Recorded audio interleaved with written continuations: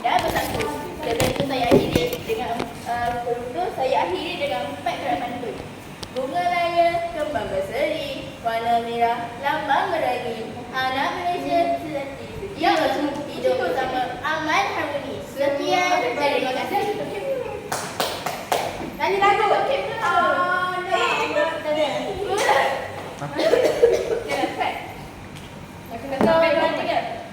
Kami akan menyanyikan lagu Saya Anak Malaysia.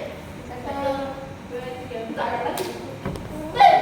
Saya anak Malaysia. Hip hop lah sikit.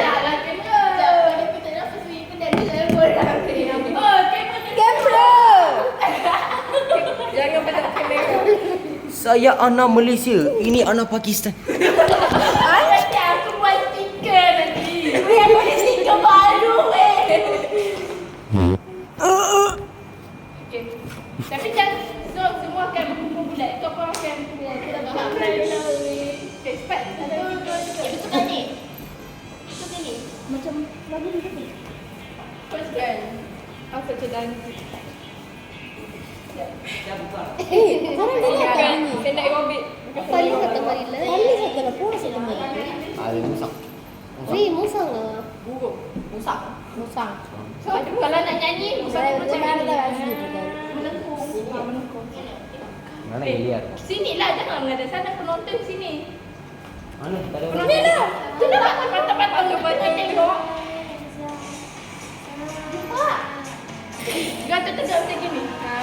Tegak. Anak Malaysia, saya anak Malaysia, saya anak Malaysia, saya anak Malaysia. Okay, mulalah. 1. Kau kata juga.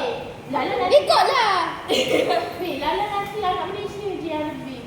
Orang belakang. Tak, memang kita akan buat anak Malaysia je. Kan sudah. Habis. Tak habis kan? Awak nak nyanyi? Nyanyi je lah. Baca cukup 15 minit. Cepat 1, 2, 3.